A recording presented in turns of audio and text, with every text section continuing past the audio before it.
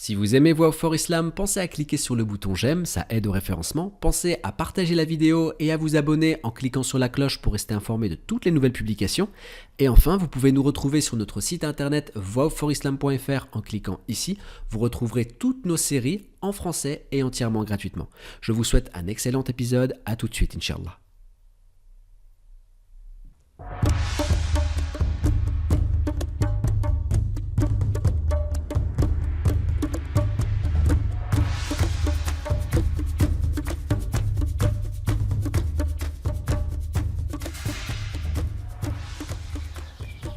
Oncle Yahya, mon père m'a dit que tu étais la meilleure personne pour nous parler du messager d'Allah.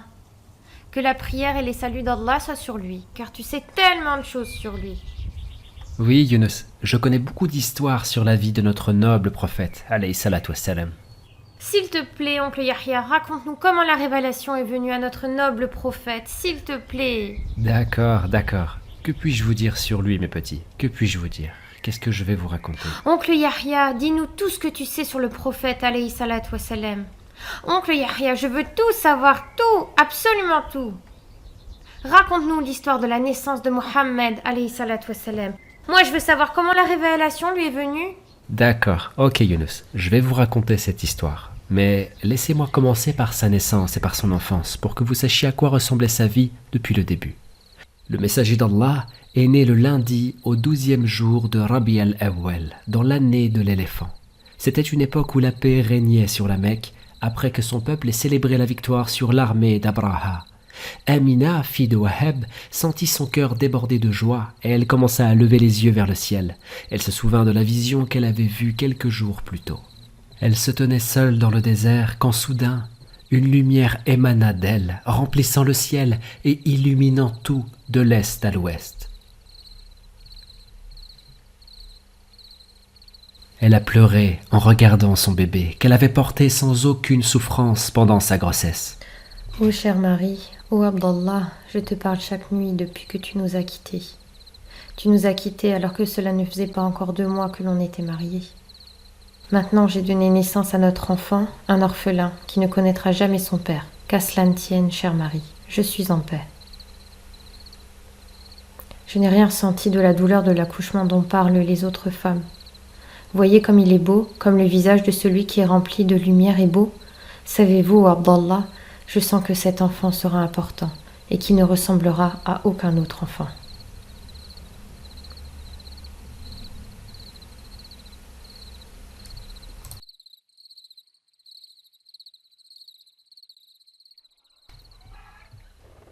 Amina a envoyé la bonne nouvelle de la naissance de Mohammed, que la paix soit sur lui, à son grand-père. La nouvelle parvint à Abd al-Muttalib alors qu'il était à la Kaaba avec un groupe des chefs de Quraysh. Il se réjouit car Mohammed était le fils de son fils, Abdullah, son enfant le plus aimé. Comment allez-vous l'appeler, Abd al-Muttalib? Ici, Abd al-Muttalib s'est souvenu de la voix qui lui parlait dans son sommeil et il a réfléchi un moment puis il a répété ce qu'il avait entendu. Mohammed. Mohammed. Je l'appellerai Mohammed. Je l'appellerai Mohammed. Pourquoi ne le nommez-vous pas d'après nos ancêtres? Mohammed, afin qu'il soit loué par ceux sur terre et par celui qui est dans les cieux. Excusez-moi maintenant, messieurs, je vais maintenant contourner la Kaaba pour remercier et louer Allah. Il y avait une coutume, mes petits. Les nobles arabes envoyaient leurs petits avec des nourrices qui venaient à la Mecque pour emmener des enfants et les élever dans le désert. Cela a renforcé leur corps et les a rendus solides. Aussi, cela perfectionna leur arabe. Une fois arrivées à la Mecque, les nourrices se sont toutes précipitées pour obtenir un enfant de famille riche, capable de payer les frais. Chaque femme a choisi l'enfant qu'elle désirait, sauf Halima. Halima a quitté les terres de sa tribu, Bani Saad, accompagnée de son mari et de leur enfant sur un âne faible et un chameau qui pouvait à peine marcher. Ils rêvaient tous les deux de trouver une famille riche qui voulait envoyer leur enfant dans le désert. La chaleur de la route m'a fatiguée et mon fils pleure alors que sa faim s'aggrave. Je n'ai pas assez de lait pour le nourrir. Que dois-je faire, Abu Abdullah? Le problème est que nous n'avons pas trouvé d'enfant d'une famille aisée. L'argent qui nous a été versé aurait aidé à alléger nos difficultés. C'est une année difficile. Il pleut peu et le chameau ne nous fournit pas assez de lait. C'est une année difficile. Il ne reste plus qu'un enfant. Les autres nourrices ont refusé de le prendre car il n'a plus de père. Il s'appelle Mohammed ibn Abdallah ibn Abd al-Muttalib. Puisqu'il est sans père, où trouverons-nous l'argent pour le nourrir? Nous ne pouvons pas prendre un bébé pour une somme modique. Ce que nous avons est à peine suffisant pour nous-mêmes. Mon cœur me dit de prendre cet orphelin et de l'allaiter. Je le prendrai par Allah. Je le prendrai. Ok, si tu insistes, prends-le. Peut-être que Allah nous accordera des bénédictions à travers lui.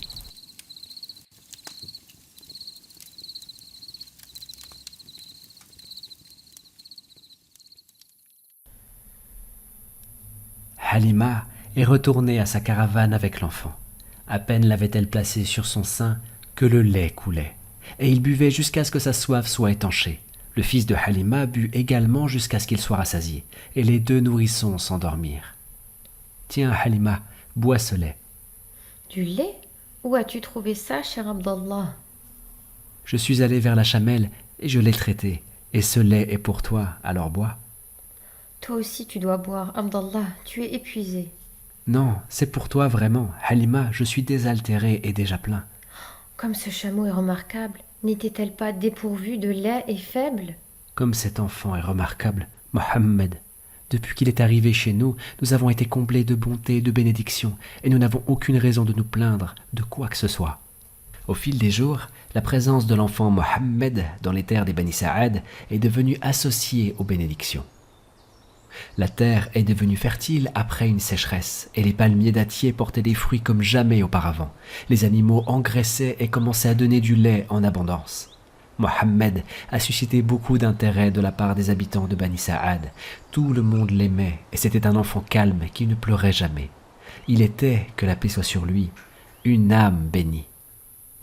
Lorsque Mohammed a atteint l'âge de 2 ans et a été sevré, sa mère Emina est allée voir la nourrice Halima et a voulu le ramener à la maison. « s'il vous plaît, laissez Mohammed jusqu'à ce qu'il devienne plus fort. Il nous est aussi cher que notre fils Abdallah et nous ne pouvons pas supporter de nous séparer de lui. » Après une longue discussion, sa mère a accepté de le quitter jusqu'à ce qu'il atteigne l'âge de 5 ans. Pendant ce temps, de nombreux événements se sont produits dont l'un était très étrange. Tandis que Mohammed, que la paix soit sur lui, jouait avec Abdallah, le fils de Halima, l'ange Jibril a été envoyé par Allah Tout-Puissant, et il a mis Mohammed au sol, il lui a ouvert la poitrine et a retiré une tache noire du cœur. Et il dit « Cette tache est la part de Satan ».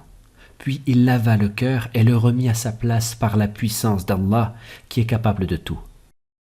L'appris par 2 jeunes serviteurs qui jouaient avec Mohammed, elle prit peur et ramena Mohammed à sa mère. Au nom de Dieu, le clément, le miséricordieux. N'avons-nous pas épanoui ton cœur?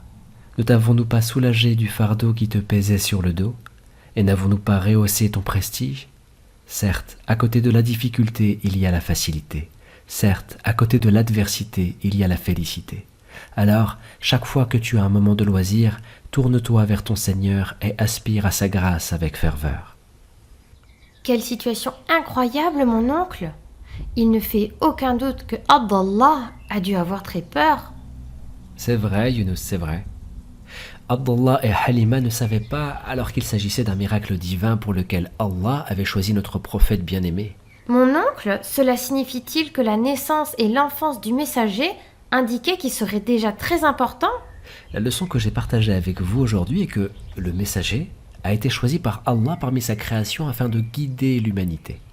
Il lui a choisi son nom et l'a protégé des fautes lorsqu'il a retiré la part de Satan de son cœur.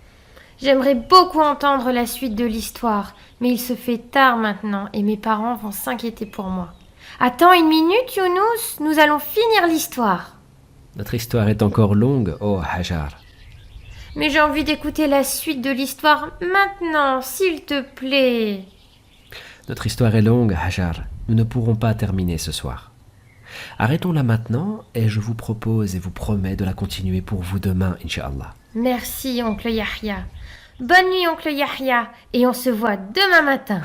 Ok, Hajar, ok. Bonne nuit.